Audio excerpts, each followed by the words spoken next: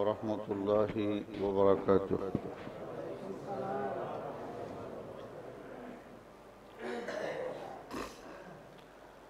نحمده ونصلي ونسلم على رسوله الكريم. أما بعد فأعوذ بالله من الشيطان الرجيم. بسم الله الرحمن الرحيم.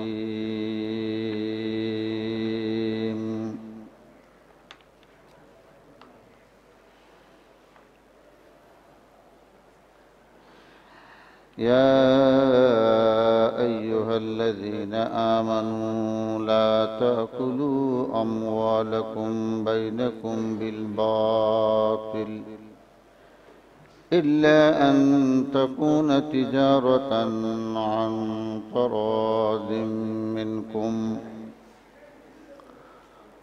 وأيضا في شأن حبيبه إن الله وملائكته يصلون على النبي يا أيها الذين آمنوا صلوا عليه وسلموا تسليما. اللهم صل على محمد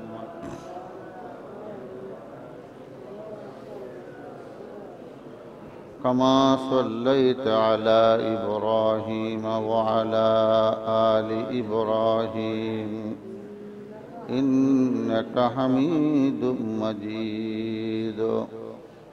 اللهم بارك على محمد وعلى آل محمد كما باركت على إبراهيم وعلى آل إبراهيم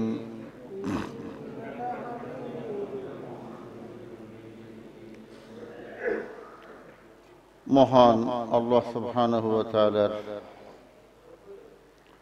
অসংখ্য অগণিত শুকরিয়া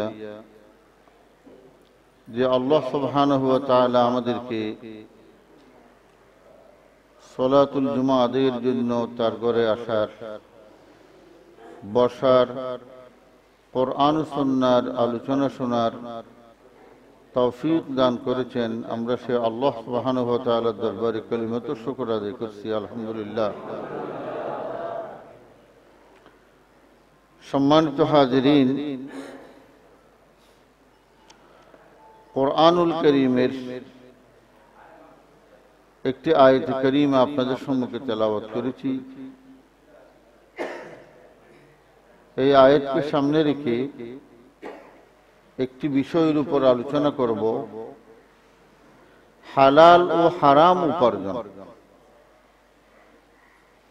হালাল এবং হারাম উপার্জন, হালালের কারণে কি লাভ হয়, হারাম উপার্জনের কারণে মানুষের কি ক্ষতি হয় এবং দুনিয়া আখিরাতে কি আযাব হয়।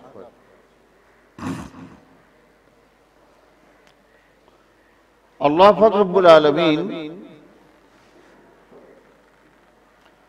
বৈধ ও হালাল উপার্জনের উপর নির্ভর করা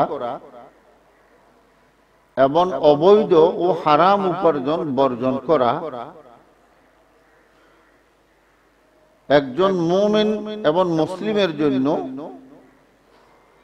অন্যতম ফরজ ইবাদত।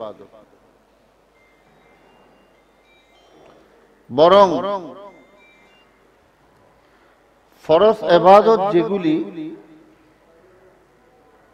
নামাজ, রোজা, হজ, যাকাত, এই ফরজ আদায়ের পর যে ফরজটি সবচেয়ে বড় ফরজ, হালাল উপার্জন। সহিহ হাদিসের মধ্যে রাসূলুল্লাহ সাল্লাল্লাহু আলাইহি ওয়াসাল্লাম ইরশাদ করেছেন, তলবু কাসবিল হালাল ফরিদাতুম বাদাল ফরিদা। হালাল রিজিক অন্বেষণ করা, হালাল উপার্জন করা, আল্লাহ যেগুলি তোমাদের উপর ফরজ করেছেন সালাত, সোম, যাকাত এগুলির পরে রিজিক অন্বেষণ করা হালাল উপায়ে, এটা একটি বড় ফরজ।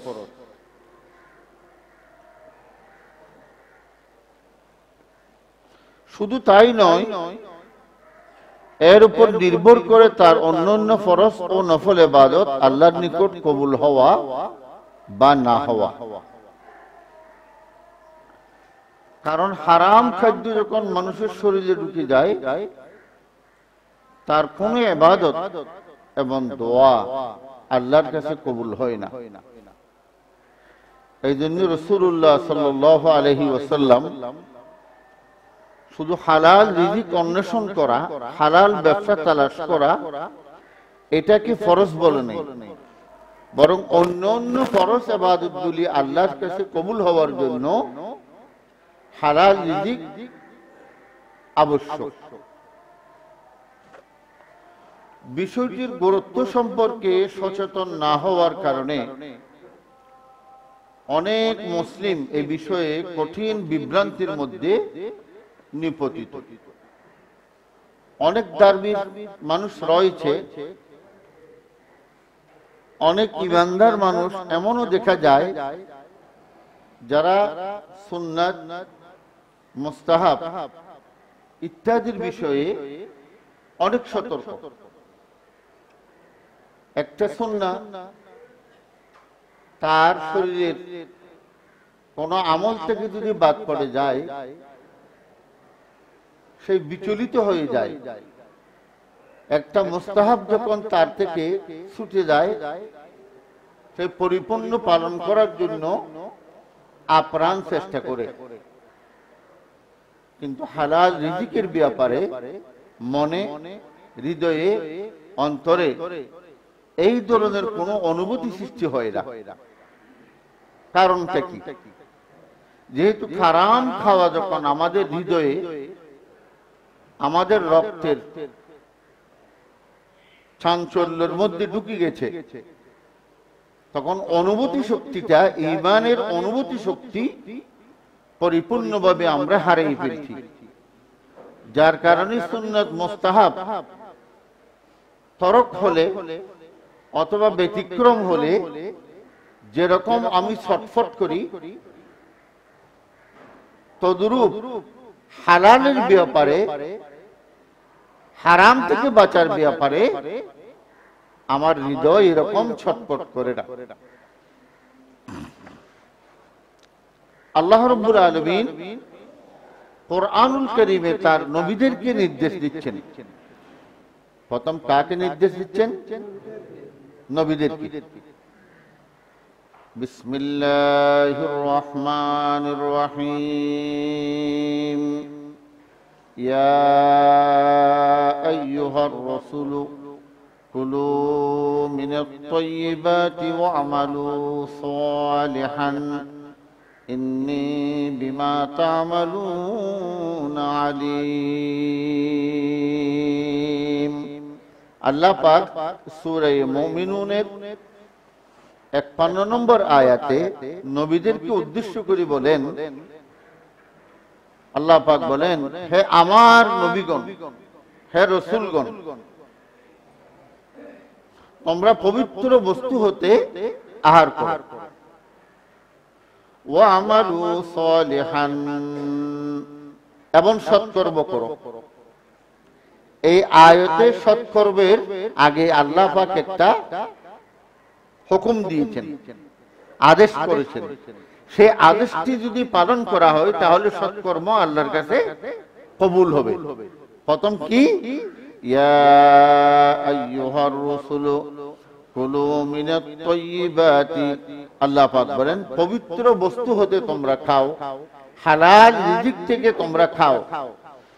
এরপরে তোমরা ওয়া'মালু সালিহান, আমার নেক কর্ম সম্পাদন করো, নেক আমল করো। ইন্নী বিমা তা'মালুনা আলীম, তোমরা যা করো সেই বিষয়ে আমি অবহিত, আমি আল্লাহ জানি। তাহলে এখানে আমরা দেখছি যে পবিত্র বস্তু হতে আহার করা সৎকর্ম করার পূর্ব শর্ত। বৈধ ও অবৈধতার দুইটি প্রকার রয়েছে, খুব ভালোভাবে বুঝবেন। এক প্রকার খাদ্য স্থায়ীভাবে অবৈধ, এক প্রকারের খাদ্য স্থায়ীভাবে অবৈধ, যেমন শুকুরের মাংস, কুকুরের মাংস, মদ, প্রবাহিত রক্ত এবং মৃত্যুজীবের মাংস ইত্যাদি খাওয়া স্থায়ীভাবে হারাম নিষিদ্ধ করেছেন। এই প্রকারের অবৈধ খাদ্য বাধ্য হলে ভক্ষণ করা যাবে বলে কোরআনুল কারীমে বিভিন্ন স্থানে আল্লাহ পাক আমাদেরকে নির্দেশ দিয়েছেন। আপনি যদি কোনো কঠিন মুহূর্তের সম্মুখীন হন, হালাল পাওয়া না যায়, তাহলে শুকুরের মাংস, কুকুরের মাংস আপনি খেতে পারবেন। আল্লাহ পাক স্থায়ীভাবে নিষেধ করেছেন, কিন্তু না পাওয়ার সময়ে চেষ্টা করার পরেও যদি পাওয়া না যায় হালাল, তাহলে শুকুর কুকুর কি করা যাবে? খাওয়া যাবে। দ্বিতীয় প্রকারের অবৈধ খাদ্য উপার্জন সংক্রান্ত সুদ, জুয়া, ঘুষ, ডাকাতি, জুলুম, যৌতুক, অবৈধ মজুদদারি, অবৈধ ব্যবসা, চাঁদাবাজি, ওজনে পরিমাপে কম দেওয়া, বেজাল দেওয়া, প্রতারণা বা মিথ্যার মাধ্যমে ক্রয় বিক্রয় করা, চাকুরিতে চুক্তিমতো দায়িত্ব পালন না করে বেতন নেওয়া, সরকারের বা জনগণের সম্পদ অবৈধভাবে ভোগ করা ইত্যাদি এই জাতীয় অবৈধ খাদ্য। কোরআনুল কারীম এই প্রকারের অবৈধ খাদ্য কোনো কারণে বা কোনো প্রয়োজনে বৈধ হবে বলে ইসলাম বলে নাই। কথাটা একটু চিন্তা করুন। সুদ, ঘুষ, চাঁদাবাজি, ব্যবসায় মিথ্যার আশ্রয়, এই জাতীয় কর্মগুলি, গুণাগুলি কোন সময় কোন কারণে জায়েজ হবে বলে অনুমতি দেন নাই। ইসলাম নিষেধ করেছেন।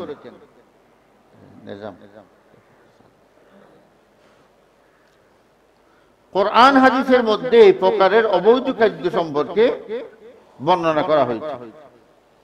বিসমিল্লাহির রহমানির রহিম।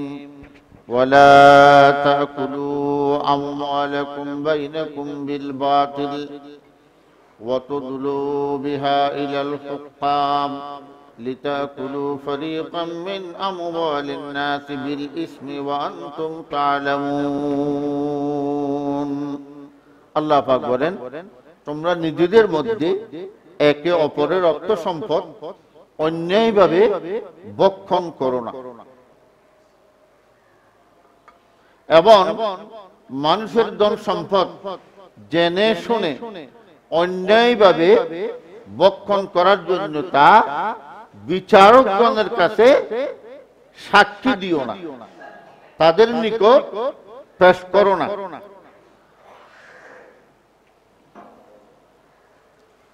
আল্লাহ পাক রব্বুল আলামিন অন্য আয়াতের মধ্যে ইরশাদ করেছেন, يا أيها الذين آمنوا لا تأكلوا أموالكم بينكم بالباطل إلا أن تكون تجارة عن تراض منكم।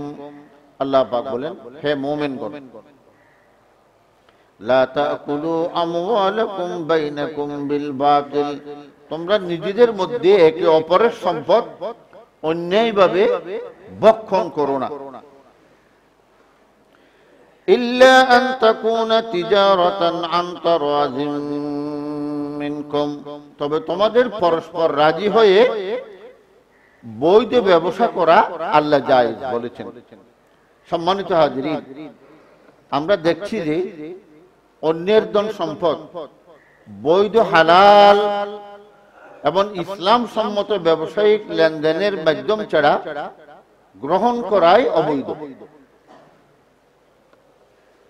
যে কোনোভাবে অন্যের অধিকার নষ্ট করা অবৈধ। কোরআন ও হাদিসে বিশেষভাবে কয়েক প্রকার অবৈধ উপার্জনের বিষয় সতর্ক করা হয়েছে। 1 নম্বর, যেই মালে ফাঁকি দেওয়া হয়, উপরে ভালো নিচে খারাপ। যেমন যারা মরিচ ব্যবসায়ী দেখেন, উপরে কিছু ভালো মরিচ থাকে, নিচের মধ্যে সব মরিচের ডাটা। এই ধরনের আপনি যেখানেই যাবেন, যারা বিদেশ গিয়েছেন তারা বলতে পারবেন, বিদেশের মার্কেটের জিনিসগুলি আপনি যখন দেখবেন উপরে নিচে, যদি একটা বাটিতে এমনকি 1000 পিস বাদাম থাকে, যেটাতে ভিতরে বাদাম নেই সেটাও তারা নিয়ে ফেলে। আমাদের দেশে যারা ব্রয়লার মুরগির ব্যবসা করে, কেজি ওজন দিয়ে বিক্রি করে, এটাও ইসলামে হারাম। এটি বিদেশে নেই। ইসলামী যত রাষ্ট্র আছে, যেই জিনিস হাতি এবং খাওয়ার অনুপযোগ্য ফেলে দেয়া হয়, আল্লাহ রাসূল এই ধরনের জিনিসকে ফিস হিসেবে বিক্রি করার কথা বলেছেন, ওজন হিসেবে না। এই জন্য সৌদিতে ব্রয়লার মুরগি ওজনে বিক্রি হয় না, একটা এই দাম, এই দাম। আল্লাহ আল্লাহ আল্লাহ আল্লাহ আল্লাহ। দ্বিতীয় নম্বর হচ্ছে ছাঁদাবাজি। এখন ছাঁদাবাজির ব্যাখ্যাটা কি? ছাঁদাবাজি 43 প্রকারের এক বইতে পড়েছি। এখানে ভদ্র ছাঁদাবাজি ইসলামের সাথে যেটা জঘন্যতম, সেটা হচ্ছে সম্মিলিতভাবে টাকা তুলে তাদের অধিকার না নিয়ে দুই একজনের অধিকারে টাকা খরচ করা। যেমন আমরা হুজুররা মাহফিলে যাই, এরা মাহফিলের নাম দিয়ে 2 লক্ষ টাকা মার্কেট থেকে কালেকশন করেছে, কিন্তু সেখানে 2-3 জনের বড় বড় যারা ডিসিশনে কাজ হয়। বললাম না, কিয়ামত পর্যন্ত এই দেশে ইসলাম যদি সঠিকভাবে রাসূলের সুন্নাহ অনুযায়ী আনতে চান, তাহলে এগুলি সব বন্ধ করতে হবে। ইসলামে মসজিদ দিয়েছে মিম্বর, একটা মাহফিলের জন্য 2 লক্ষ টাকা তোলা, এটা জাতির একটা কত বড় বিরাট ক্ষতি। এই জন্য মালয়েশিয়া, ইন্দোনেশিয়া, আপনি যত ইসলামিক কান্ট্রিতে যাবেন, বড় বড় কনফারেন্স গুলি মসজিদের এরকম হলে হয়। ইসলাম তো মিম্বর মেহরাব করে দিয়েছে, আর আপনি হুজুরকে ডেকে 50,000 আগে বিকাশে টাকা পাঠিয়ে দিবেন, এগুলি ওয়াজ না। এই ওয়াজে কিয়ামত পর্যন্ত 7 লক্ষ হোক, 10 লক্ষ হোক, 20 লক্ষ হোক, ফজর পর্যন্ত ওয়াজ শোনার জন্য ওয়াজ করবেন হুজুর আগামীকাল ফজরে, আপনি বসেও যান, কোনো কাজ করবেন। ইসলাম সমাজে কখন কায়েম হবে? এক জাপানি ধর্মতাত্ত্বিক বলেছিলেন, তাবলিগ দল গিয়ে সেখানে তাদেরকে দাওয়াত দিয়েছেন, হয়তো তোমাদের দেশে কি ফজরের সালাতে লোক বেশি হয় না জোহরের নামাজে লোক বেশি হয়? হয়তো জোহরের নামাজে বেশি হয়। হয়তো এত ওয়াজ করতে হবে না। যেদিন জোহরের নামাজের মতো ফজরের নামাজও হবে, তখন বুঝতে পারবা ইসলাম সমাজের মধ্যে কায়েম হয়ে গেছে। আমাদের সাথে যারা হজে যায় দেখি, আমরাও অনেক সময় ঘুমে থাকি, তারা মক্কা শরীফ চলে যায়। কিন্তু একে যাওয়ার আগেও কখনো এইভাবে দেখি নেই, দেশে আসার পরেও দেখি নেই। তো লাভটা কি হলো? হাজি যখন আল্লাহর ঘরের বিদায়ী তওয়াফ করে বিদায়ী নেই, হাজের আসওয়াদের সামনে একজন ফেরেশতা দণ্ডায়মান থাকে। হয়তো তুমি হজ উমরাকে বাংলাদেশে নিয়ে যাবে, না হজ এবং উমরাকে এখানেই রেখে যাবে? যদি এখানেই রেখে যাও, তুমি পূর্বে যাই ছিলে তাই করতে পারবে। আর যদি আমাকে নিয়ে যাও, এই তাওয়াফের মধ্যে 7 চক্করে যে দোয়াগুলি পড়েছো, আল্লাহর সাথে ওয়াদা করেছো, তাহলে এখান থেকে যাওয়ার পর যদি সেটা ওয়াদা ভঙ্গ করো, তোমার চেয়ে বড় মুনাফিক এবং তোমার চেয়ে আল্লাহর দুশমন, আল্লাহর গজবের বান্দা আল্লাহর জমিনের উপর দ্বিতীয় আর কেউ হতে পারে না। আল্লাহুম্মা ইন্না আলাইয়া হুকুকান কাসীরান বাইনা ওয়া বাইনা আবদিক। তাওয়াফের বইতে লেখা আছে, তৃতীয় চক্করে দোয়া পড়া, আল্লাহ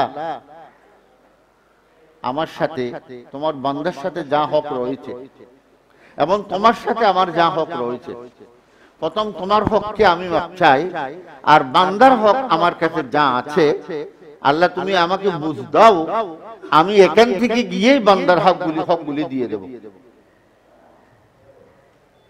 একজন আমাকে বলতেছে, হুজুর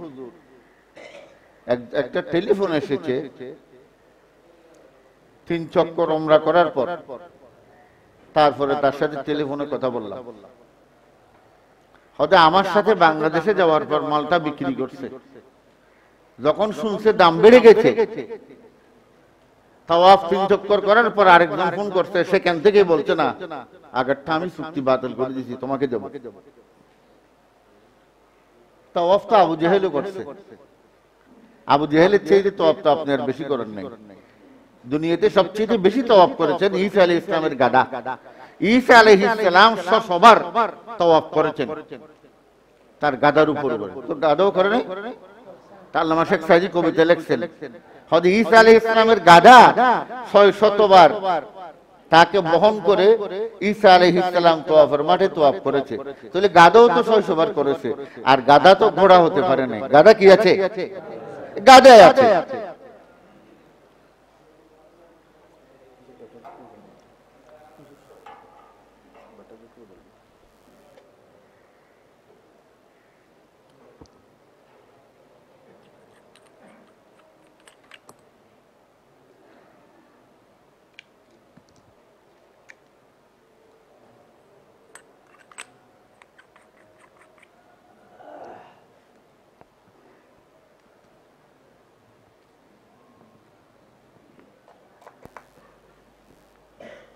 এটা গত জুমায় বদলানো হলো না? জুমার নামাজের আগে কমপক্ষে আধা ঘন্টা আগে এগুলো টেস্ট করা দরকার। গত জুমায় তো আমি দেখছি, এর আগে জুমায় এরকম হয়েছে।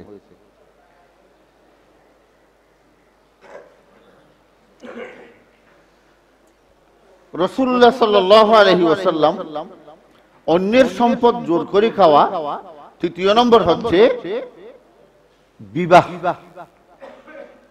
বিবাহের যৌতুক, বরযাত্রা। এটা যে কত বড় মারাত্মক গুনাহ, আমি গত জুমাতে আপনাদেরকে ওয়াদা করেছিলাম, সালাতের শেষ সেজদাতে আল্লাহর সাথে ওয়াদা করা, কখনো বরযাত্রা বনে যেন না যায়। একটি হাদিসের মধ্যে আছে, মানুষ যখন মেয়ের বাড়ি থেকে খাওয়ার জন্য রাস্তা দিয়ে বের হয়, প্রতিটি কদম যখন দেয়, তখন আল্লাহর ফেরেশতারা বলে, তোর উপর গজব, তোর উপর গজব, তোর উপর গজব। তখন একটা মশলা বলেছিলাম, এটা কিতাব থেকে না, এটা আমার থেকে আমি বানাই বলছি, বাঁচানোর জন্য। অন্তত পক্ষে মেয়ের বাপ যদি দাওয়াত দেয় তাহলে খেতে পারবেন। যেহেতু অনেকে আমাকে প্রশ্ন করেছিল, হয়তো মেয়ের বাপ দিলে খেতে পারবো কেন? খাবারটা তো মেয়ের বাপই করছে। কে করছে? টাকাটা কার? মেয়ের বাপ। জেনে রাখবেন যে মেয়ের বাপ হৃদয়ের অসন্তুষ্ট চিত্তে খাওয়া দাওয়া করে খাওয়াবে, সমাজে হয়েছে এই জন্য আমাকেও খাওয়াতে হচ্ছে, তাহলে এই জাতীয় খাওয়ার ফাঁসে দেওয়া এটা যে কত বড় গুনাহ আমি আমার ভাষা দিয়ে আপনাদেরকে বুঝাতে পারবো না। বিবাহ ইসলাম সম্মত লেনদেন পদ্ধতি হলো রাসূলুল্লাহ সাল্লাল্লাহু আলাইহি ওয়াসাল্লাম বলেছেন, শুধুমাত্র কনেই পাত্রের ঘরে আসবে আর পাত্রপক্ষ কনেকে মোহরানা প্রদান করবে। কি করবে? মোহরানা প্রদান করবে। আল্লাহ রাসূল সাল্লাল্লাহু আলাইহি ওয়াসাল্লাম ফাতেমাকে শুধু একটা ডেকচি আর একটা বর্তন, একটা গ্লাস দিয়েছিল। হয়তো তুমি যখন নতুন অতিথি তাদের বাড়িতে যাবে, সাহাবায়ে কেরাম, কোন সাহাবীর জীবনে 7 জন লোক থাকলে পরিবারে 7টা প্লেট ছিল না, হয়তো 2টা 3টা প্লেট, একবার খেয়ে দ্বিতীয়বার তারা বসত। আল্লাহ রাসূল সাল্লাল্লাহু আলাইহি ওয়াসাল্লাম হযরত ফাতেমা যে প্লেটে খেত সেটাই দিয়েছেন, অন্য কিছু না। তাহলে ফাতেমার জন্য আল্লাহ রাসূল দিয়েছেন, আপনি কিছু দিতে পারেন, এটা জায়েজ হতে পারে, কিন্তু কতটুকু হতে পারে? ডক্টর আব্দুল্লাহ জাহাঙ্গীর সাহেব তার একটা বইতে লিখেছেন, হয়তো বর্তমান 1916 ইংরেজিতে তিনি এক বক্তব্যে বলেছিলেন, হয়তো বেশি চাইতে বেশি একটা মেয়ের বাড়িতে বাপের পক্ষ থেকে আল্লাহ রাসূল তো যা দিয়েছেন শুধু প্লেট, একটা গ্লাস, একটা বাটি, তাহলে আপনি অতটুকু পারেন, তার থেকে বেশি করাটা সুন্নাহ বিরোধী। রাসূলুল্লাহ সাল্লাল্লাহু আলাইহি ওয়াসাল্লাম বলেছেন, শ্বশুর বাড়ি থেকে যে পালং নিয়ে আপনি ছেলে সন্তান জন্ম দিয়েছেন, কিয়ামত পর্যন্ত ছেলে সন্তান নেককার হবে না, বদমাশ হবে, চাঁদাবাজি হবে, সন্ত্রাসী হবে। আমাদের দেশের একজন বড় আলেম, ওকে বড় মাওলানা বলতো, মাওলানা আমিনুল্লাহ সাহেব সাতকানিয়া। যে কোনো আলেমরা যদি কোথাও যখন মেয়ে ছাড়াছাড়ি হয়, তালাক দেয়, সমস্ত আলেমরা বলে তালাক হয়েছে, উনি বলে তালাক হয়নি, ওনার কাছে গেলেই তালাক হয় না। এই জন্য আমি হৃদয় থেকে তাকে ভালোবাসতাম না। তো আমার এক ওস্তাদ আমাকে বলেছে, আমি তাকে জিজ্ঞেস করছিলাম, আবার যিনি জিজ্ঞেস করেছেন উনি মাওলানা আমিনুল্লাহ সাহেবের চেয়েও বড় আলেম। তো মাওলানা আমিনুল্লাহ সাহেব ওকে বলতেছে, হয়তো সেই যে ছেলে বউকে ছেড়ে দিয়েছে, হয়তো সেই বিবাহের সময় তার শ্বশুর বাড়ি থেকে পাটি নিয়েছিল, বালিশ নিয়েছিল, জিজ্ঞেস করো। হয়তো হ্যাঁ নিয়েছে, তার তো আগ্ধ না, তার আগ্ধটা আগ্ধ হয়নি, ছাড়বে কোত্থেকে? এই জন্যই তো আমি সবসময় বলি ছাড়া হয়নি। বিয়েটাই হয়েছে খুজরামির উপর, খুজরেরও বনের মতো আরবি কিছু বলে দিলাম, এটা বিয়ে তো হয়নি। মরে না যে করছে, অদনা করে নাই, তো এই তো জীবনভর যারা করছে।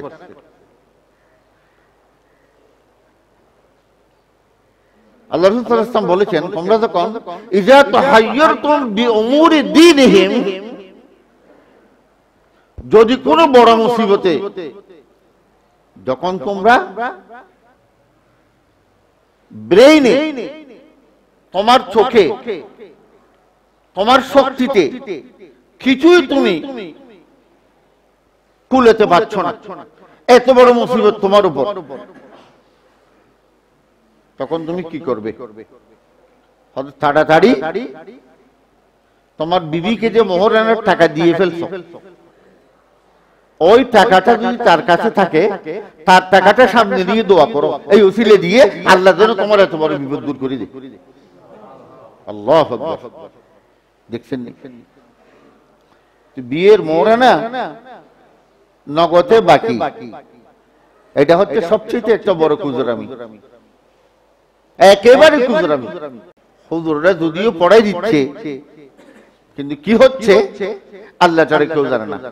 অথচ ফতোয়ার কিতাবে আছে নগদে বাকিতে যে ইমাম আগদে পড়ায় তার পিছনে নামাজ পড়া না যায়, তার পিছনে কি নামাজ পড়া না যায়। করোনা ভাইরাস তো অনেক ছোট ভাইরাস, এই ইসলাম ধ্বংসের এই ভাইরাস গুলি ইমান ধ্বংসের ভাইরাস, হান হান করে ফেলছে মানুষের ইমানকে।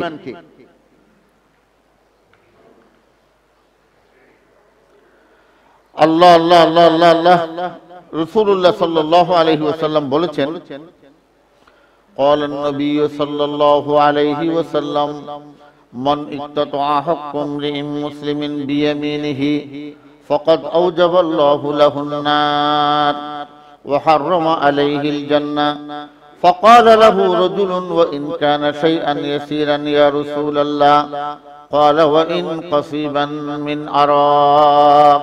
আল্লাহ রাসূল বলেন, যে ব্যক্তি মিথ্যা শপথ বা অবৈধভাবে কোন মুসলিমের অধিকার ছিনিয়ে নেবে। মানুষ মৃত্যু ক্ষীণে কেমনে প্রমাণ পাবেন?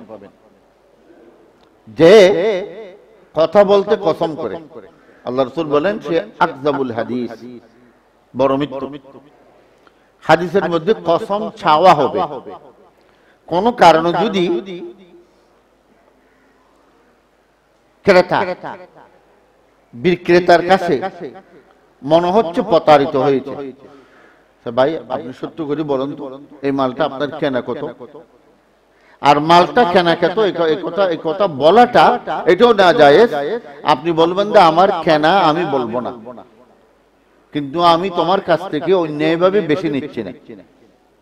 কেউ যদি বলে আল্লাহর কসম করে বলছি 10 টাকা লাভ হচ্ছে, যদি আপনার 10 টাকার উপরে সেখানে লাভ হয়ে থাকে, আল্লাহর কসমের কারণে ক্যাশ বক্সে যে রাখছেন এই টাকাটা আপনি ক্যাশ বক্সে রাখেন নাই, এটা খোদার গজবের একটা অ্যাটম বোম রাখছেন, অন্য সব টাকাই হারাম করে দিবেন।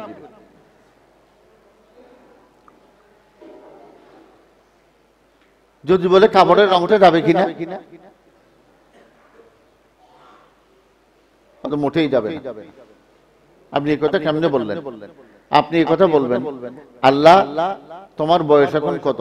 70। দেখো তো 35-40 বছরে তোমার শরীরের চামড়ার রং যেরকম ছিল 70 বছরে সেরকম আছে নাই। তা আমি কেমনে কোম্পানির কাপড়ের গ্যারান্টি দিব?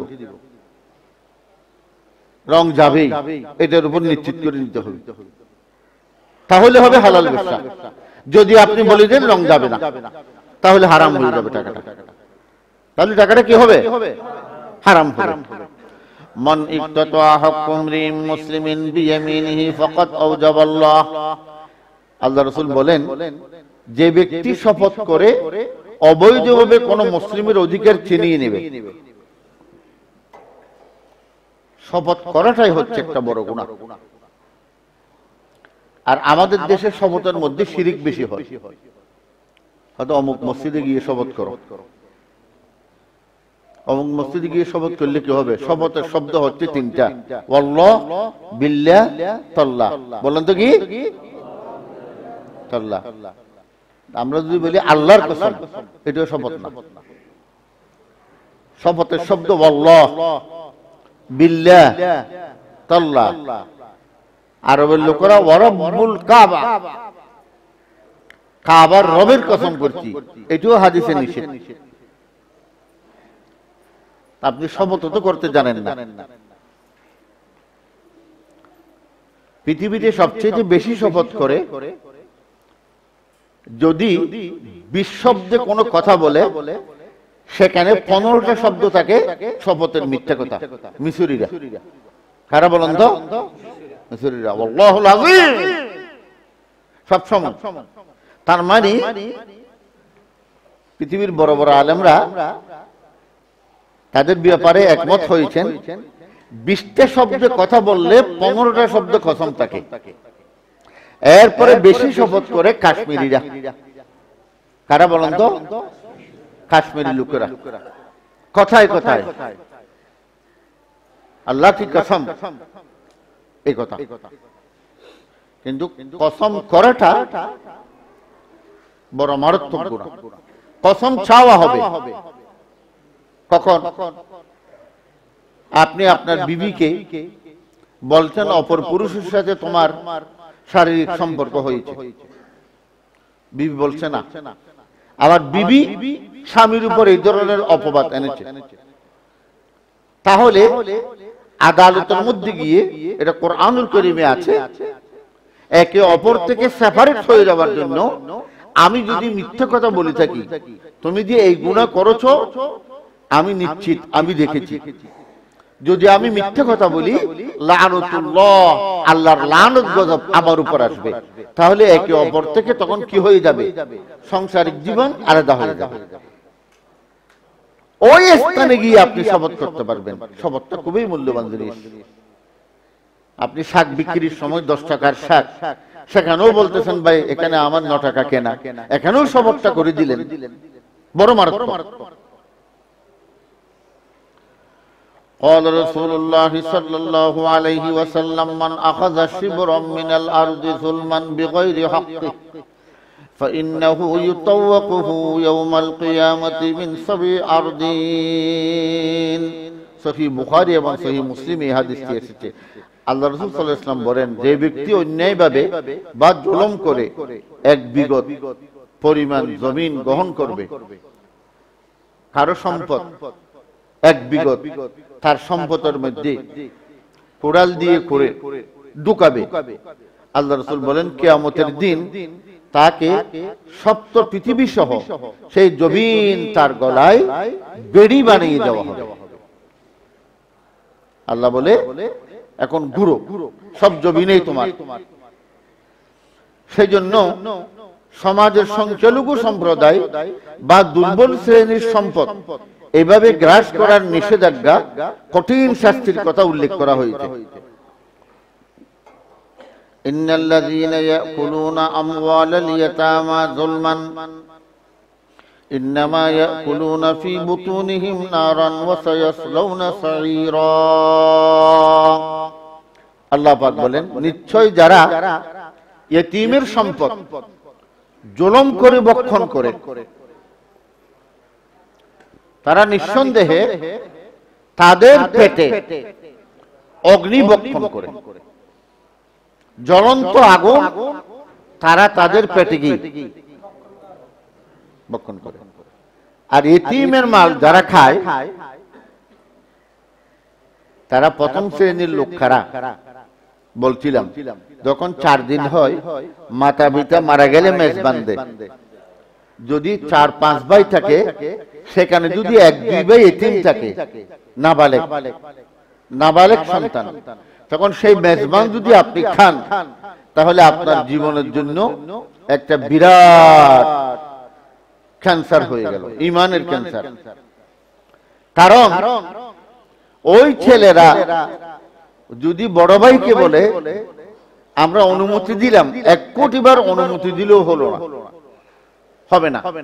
গত জুমাতে আমি আপনাদেরকে বলেছিলাম একটা দৃষ্টান্ত দিই, বাপ মারা গেলে 4 ভাই যদি সাবালেগ থাকে, 2 ভাই যদি নাবালেগ থাকে, কারো বয়স 8 বছর, কারো বয়স 6 বছর, এই 2 ভাই যদি মিলে বলে আমরা কিছু সম্পদ বিক্রি করব, রেজিস্ট্রি দেওয়ার জন্য হাকিমের সামনে গেলে হাকিম তা অ্যাকসেপ্ট করবে? বলেন না। আদালতে তা গ্রহণযোগ্য হবে? হবে না। কেন হবে না? সেটি তার বাপের সম্পদ পাবে। কখন পাবে? বালেগ হওয়ার পর বুঝে নেবে। নাবালেগের উপর শরীয়ত ওয়াজিব হয় না। তা আপনি যে নাবালকের এই মেজবান থেকে মেজবান খেলেন, আপনি কি গুনাহ করছেন? আল্লাহর ওয়াস্তে এই ধরনের মেজবান 4 দিন 40 আর এমনিও যখন কোনো মানুষ মারা যায় 10 বছর পরেও যদি আপনি তাদের নামে মেজবান দেন, এই মেজবানের গোশত খাওয়াও শরীয়ত না যায়। কারণ কি জানেন? মেজবান যখন মানুষ দেয় এটা সাদকা হয়ে যায়। কোন মুর্দার জন্য যদি গরু ছাগল জবে করে, এটা কি হয়ে যায়? বলেন না, সাদকা হয়ে যায়। আর সাদকার হকদার কারা হয়? ফকির, মিসকিন, এতিম। তাহলে কি করতে হবে? যদি কেউ চাচ্ছে আমি মেহমান খাওয়াবো, তাহলে দুইটি গরু জবে করলে একটা গরু আলাদা রান্না করে আপনাকে পরিপূর্ণ সাদাকা করতে হবে, আরেকটা আপনি মেহমানদারি করতে পারেন, এতে অসুবিধা নেই। এই ব্যাপারে খুবই সতর্ক থাকবেন। তাফসীরের মধ্যে এসেছে ইয়েতিমের প্রথম হক হচ্ছে ইয়েতিম যতক্ষণ সাবালেক হবে না ততক্ষণ তাদের সম্পদ যদি কেউ বক্ষণ করে, আল্লাহ পাক যে এই আয়াতের মধ্যে বলেছেন যুলমান, তারা জোরপূর্বক অন্যায়ভাবে তাদের পেটের মধ্যে আগুনের হাঙ্গার ঢুকাচ্ছে। ওয়াসায়াসলাউনা সাইরা, আল্লাহ বলে অচিরেই তারা জাহান্নামে জ্বলবে যারা ইতিমের হক নষ্ট করে। قال رسول الله صلى الله عليه وسلم على من ظلم معاهدا أو انتقصه أو كفله فوق طاقته أو أخذ منه شيئا بغير طيب نفس فأنا حجيزه يوم القيامة। রাসূলুল্লাহ সাল্লাল্লাহু আলাইহি ওয়াসাল্লাম সহিহ বুখারীর হাদিসের মধ্যে ইরশাদ করেন, যদি কেউ কোনো অমুসলিম নাগরিক বা প্রবাসীকে জুলুম করে, ভিন্ন দেশের মানুষকে, আমাদের দেশ মুসলিম দেশ, তারা টুরিস্টে আসছে অথবা বেড়াতে আসছে অথবা ব্যবসা বাণিজ্যের কারণে আসছে, তাদেরকে যদি কেউ জুলুম করে, অন্যায় করে, অপমান করে, এবং কোন বিদেশি নাগরিক এই দেশে এসে চাকরি করে, তার সাধ্যতীত দায়িত্ব প্রদান করে বা তার ইচ্ছা ও আগ্রহ ছাড়া তার নিকট থেকে কোনো কিছু গ্রহণ করে, রাসূলুল্লাহ সাল্লাল্লাহু আলাইহি ওয়াসাল্লাম বলেন কিয়ামতের দিন আমি তার বিপক্ষে বাদী হব। আল্লাহু আকবার। তার বিপক্ষে বাদী হয়ে আল্লাহর আদালতে আমি দাঁড়াবো। সম্মানিত হাজিরিন, বিশেষভাবে নিষিদ্ধ অবৈধ লেনদেনের মধ্যে অন্যতম হলো ওজনে বা মাপে কম দেওয়া। ওয়ালাম ইয়ানকুসুল মিকিয়াল, যখন মানুষ ওজনে কম দিবে। এখন আমরা যে বলি, আগে মনে করতাম কোরআনুল কারীমে আল্লাহ পাক রব্বুল আলামিন 163 জায়গাতে তোমরা পরিপূর্ণভাবে ওজন দাও, মাপে হেরফের করো না। তখন বুঝে আসে না, কিরি মূল্য বিক্রি করে, আলু বিক্রি করে, বেগুন বিক্রি করে একটু হেরফের করলে কি হয়। তখন বুঝে আসছে কোর্ট বিল্ডিং এর আদালতের সামনেও পাল্লা, হাইকোর্টের সামনেও পাল্লা। তাহলে এখানে কি মামলা মোকদ্দমা ওজন দেয় নাকি? এখানে মিজান মানে ন্যায় নীতি, হক, অধিকার। কাউকে যেন দুঃখ না যাওয়া।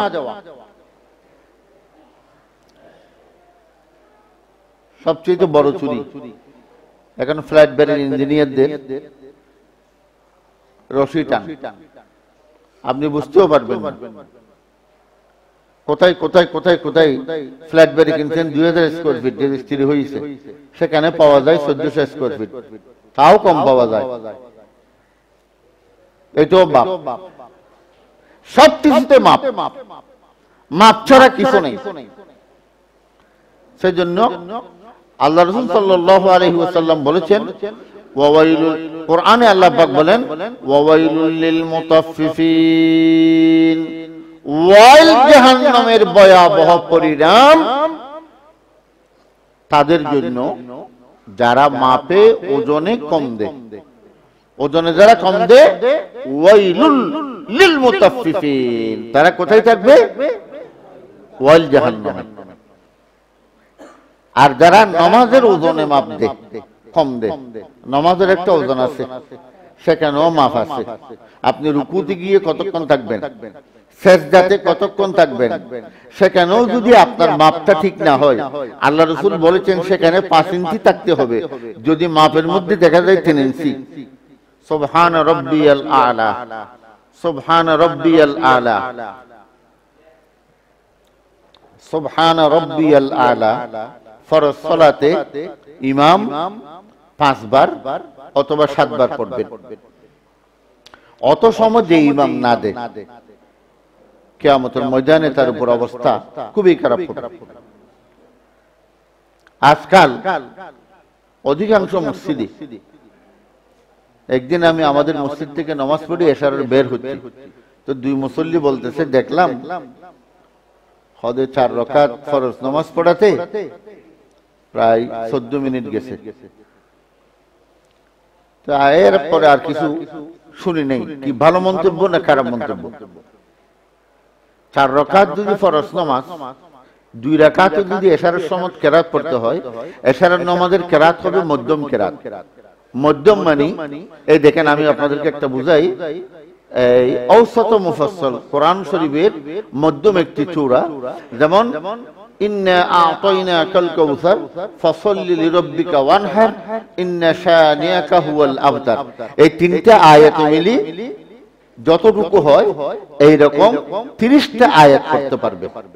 তাহলে ওই 3 আয়াতকে যদি 3 আয়াত ধরা হয়, তাহলে এরকম 90টি আয়াত পড়লে তাহলে হক আদায় হয়। আল্লাহু আকবার। কথাটি বুঝতে পারছেন? তাহলে এইভাবে যদি 4 রাকাত নামাজ পড়ায় 15 মিনিট লাগবে। কত মিনিট লাগবে? 15 মিনিট লাগবে। সেজন্য আল্লাহ পাক বলেছেন ফাওয়াইলুল লিল মুসাল্লিন। এই কোরআন শরীফে মাপ সম্পর্কে এসেছে ওয়াওয়াইলুল লিল মুতাফফিফিন। আল্লাহ বলে জাহান্নামের ভয়াবহ পরিণাম, আগুন জ্বলতেছে, এরাই অতি সত্বর যাবে যারা ওজনে কম দেয়। ফাওয়াইলুল লিল মুসাল্লিন। আল্লাহ বলে ওই জাহান্নামের আগুন জ্বলতেছে ওই মুসল্লিদের জন্য, যে মুসল্লি নামাজের রুকু, নামাজের সাজদা, নামাজের কেরাত, নামাজের বৈঠকে মাপ কম দেয়। কথাটি বুঝে আসছে? এই শব্দটা মাপের পাল্লার কারণেও আসছে, নামাজের কারণে আসছে, আর কোন কারণে আসেনি। আল্লাহু আকবার। নামাজ কোথায়? আমাদের দেশে যে ইবাদতটা সবচেয়ে এখনো পর্যন্ত পরিপূর্ণ শতকরা 90 জনের ভুল ভ্রান্তিতে, সেটা হচ্ছে সালাত। আপনাদেরকে অনুরোধ করব, আপনাদের বাসা বাড়িতে এক একটা সালাতের বই কিনে রাখবেন। সালাতের সুন্দর সুন্দর বই বের হয়েছে। আমি একটা সালাতের উপর বই লিখছি, একবার ছাপছি, এখন আর ছাপতেছি না। তার কারণটা কি? আমি মনে মনে ভাবলাম এখন যদি আমি ছাপাই তাহলে ব্যবসা হয়ে যাবে। কারণ সালাতের উপর বাংলাদেশে সবচেয়ে সুন্দর কিতাব রচনা করেছেন ডক্টর মুজাফফর বিন মহসিন। রাসূলুল্লাহ সাল্লাল্লাহু আলাইহি ওয়াসাল্লামের সালাত, এই বইটি সংগ্রহ করবেন। এই বইটি কি করবেন? কথাটা বুঝেন, কি করবেন? সংগ্রহ করবেন। উনি একবার কারাগারে গিয়েছিলেন 3 বছর আগে।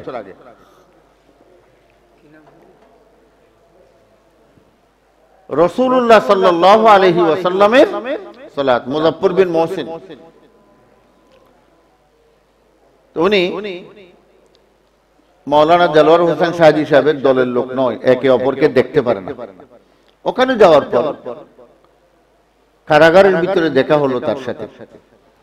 সাহাদী সাহেবের সাথে উঠা বসা দেখাতে অবস্থা দেখি তিনি তার আকীদাটা পরিবর্তন করে দিলেন। একটা মানুষ এত বিনম্র, এত ভদ্র, এত ভালো হতে পারে? তখন সাহাদী সাহেব ওনাকে বলতেছেন, হয়তো আমার কাছে একটা বই পৌঁছেছে 1 বছর আগে, আমি পড়তেছি। এর আগে আমি যত নামাজ পড়ছি আল্লাহর কাছে বলতেছি আমার নামাজটা তো হয় নাই। এখন যদি কারাগার থেকে বের হয়ে যেতে পারি, আমার জীবনের প্রথম কাজ হবে এই বইটা মানুষকে ডেলি পড়ে পড়ে শোনানো।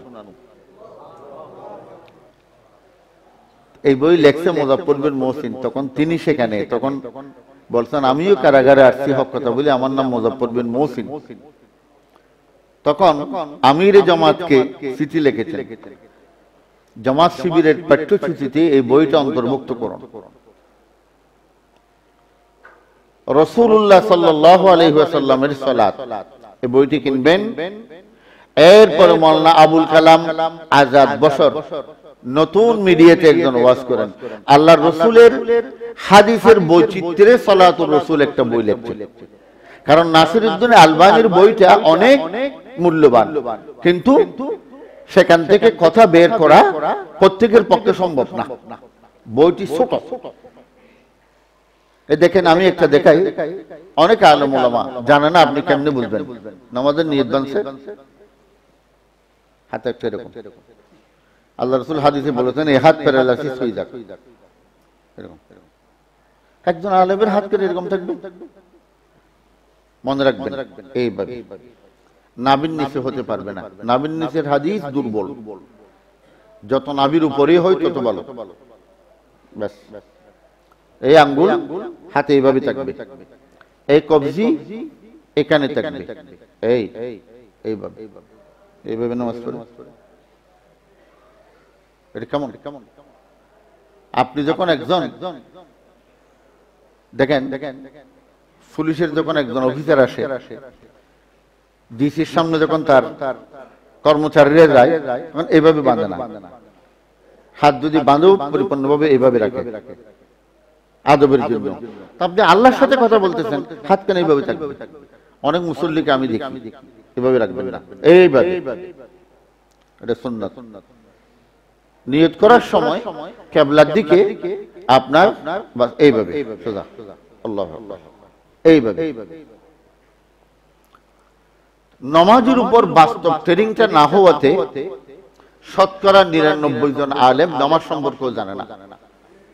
তাহলে একটা কথা বললাম, যে আলেম এশারের নামাজ 15 মিনিট না করে 12 মিনিটে পড়াই দেয়, আপনি মসজিদ থেকে বের হওয়ার সময় তাকে বলবেন, হুজুর আপনি মাফে কম দিলেন, আল্লাহর শাস্তি আপনার উপর আসুক, এই কথা বলবেন। আপনি ওজনে কম দিছেন, আল্লাহর শাস্তি আপনার উপর আসুক। আপনি আমাদের সম্পদ, ঈমানের সম্পদ, সবচেয়ে কিয়ামতের মাঠে যে নামাজ সম্পর্কে আল্লাহ প্রশ্ন করবে, সেই নামাজকে আপনি চুরি করছেন, এর চাইতে বড় চোর দুনিয়াতে আর নাই। আল্লাহু আকবার। সেজন্য আবার মনে রাখবেন, রাসূলুল্লাহ সাল্লাল্লাহু আলাইহি ওয়াসাল্লামের সুন্নাহর পদ্ধতিতে সালাত ডক্টর মুজাফফর বিন মহসিন আর আল্লাহর রাসূলের হাদিসের বৈচিত্র্যে সালাতুর রাসূল, আপনার মনটা খুশি হয়ে যাবে। আমাদের মোল্লা কামালউদ্দিন জাফরি, বাংলাদেশে আপনি কওমি বলেন, এই বলেন, সেই বলেন, তার কাছে দাঁড়িয়ে যেতে পারবে এমন কোন আলেম নেই। এতটুকু এলম আল্লাহ তাকে দান করেছেন। তার নরসিংদী এই জামিয়া কাসিমিয়াতে এখন পরিপূর্ণ বুখারী শরীফের হাদিস হয়েছে 28 জন, মুসলিম শরীফের হাদিস বিশ্বকে তিনি দেখাই দিয়েছেন। এমন সেই মাদ্রাসার প্রধান মুহাদ্দিস মুফতি ইব্রাহিম, তার মাইও বুখারীর হাদিস, মুসলিমের হাদিস, মুসলিম শরীফের হাফেজ। তার মসজিদে গেলে আপনি দেখবেন উনি বলে, আমি এমন একটা বাগান করছি, আমার বাগানে সব রঙের ফুল আছে, গোলাপ ফুল আছে, চাম্পা ফুল আছে, সবকিছু আছে। সেখানে কোন কোন ছেলেরা নামাজ পড়তেছে এরকম হাত মেলা, আর কোন ছেলে নামাজ পড়তেছে হাত এখানে, কোন ছেলে এখানে, কোন ছেলে আমিন বলতেছে, কোন ছেলে বলতেছে না। উনি বলে, দেখেন এই দৃশ্যটা দেখে আমার দিলটা খুব জুড়ে যায়। তার মানে আমিন যিনি বলে না তাকে কেউ হিংসা করে না, কারণ কোরআন হাদিস সে পড়ছে। এটা অতটুকু অনুমোদন করা যায় না, যিনি আমিন পড়বে না আপনি তাকে বুঝাতে পারবেন বাহিরে, আপনি কেন বললেন না? কারণ যিনি আমিন বড় করে পড়ে সেও জান্নাতে যাবে, যিনি ছোট করে পড়ে সেও জান্নাতে যাবে, মাঝখানে যিনি ঝগড়া করলো সে জাহান্নামে যাবে। সে কোথায় যাবে? ফাসাদ করবেন না, জ্ঞান অর্জন করবেন। তো জ্ঞান অর্জন আছে বলে তিনি বলে, আমার মাদ্রাসার যারা বেশি ভালো ছাত্র, একেবারে যারা আমি দেখছি যারা হাদিস বেশি বুঝে, তারা একেবারে হাত বাঁধিও না, এরকম রাখে। এটা সৌদি আরবে আছে, আপনি নাই বলি দলিল দিতে পারবেন না।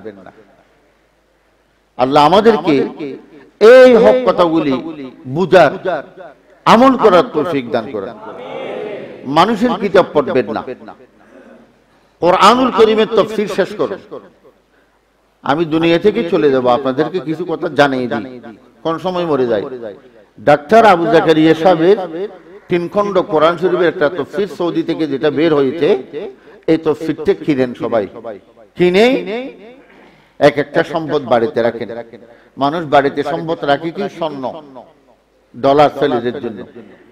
আপনি আপনার ছেলে সন্তানের জন্য বাড়িতে একটা পাঠাগার করে দেন, অল্প অল্প টাকা জমায়েত করে আপনি কিছু মূল্যবান কিতাব রেখে যান। আপনারা জানেন খিজির আলাইহিস সালাম, মূসা আলাইহিস সালাম যে একটা ভ্রমণে গিয়েছিল,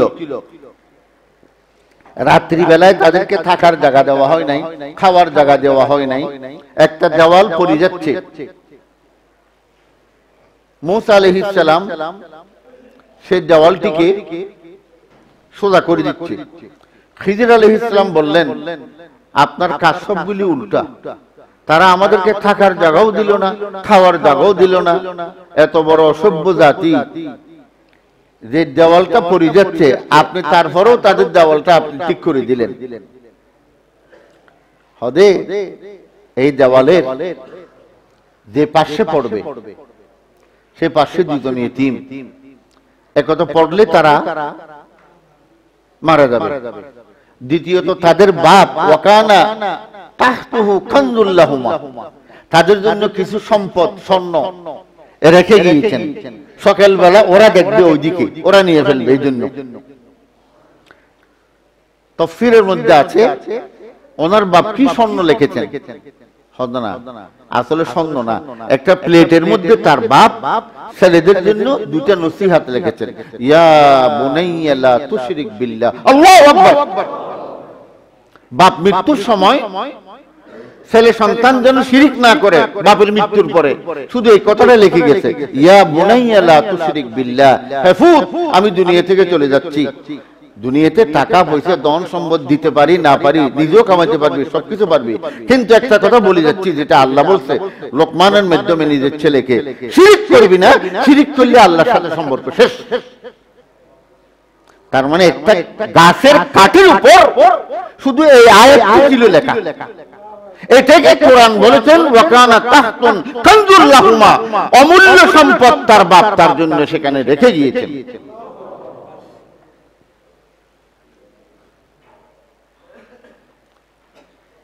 বাংলাদেশে সবচেয়ে শিরিকের উপর বড় কিতাব লিখছেন ডক্টর মুজাম্মেল আলী। উনি হচ্ছেন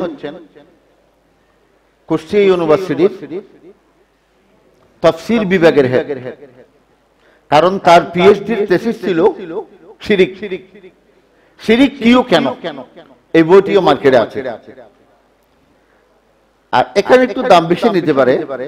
আপনারা যদি এক এক সেট বই কিনতে চান, আমি আপনাদেরকে রমজানের আগ পর্যন্ত একটা সময় দিলাম, এক একজনে 2000 টাকা জমা করেন, আমি একটা প্যাকেজ করে কিতাবগুলি আপনাদের সামনে আনিয়ে দেব। জাকারিয়া সাহেবের যে তাফসীরটা সৌদি থেকে বের হয়েছে মারিফুল কোরআনের মতো 3 খণ্ড, এটা মনে হচ্ছে মার্কেটে 1200 টাকা বিক্রি করে। এরপরে এই মুজাফফর বিন মুহসিনের সালাতুর রাসূল মনে হয় 300 টাকার মধ্যে। আর শিরিক কিও কেন, এই বইটা হচ্ছে এই 250 টাকার মধ্যে।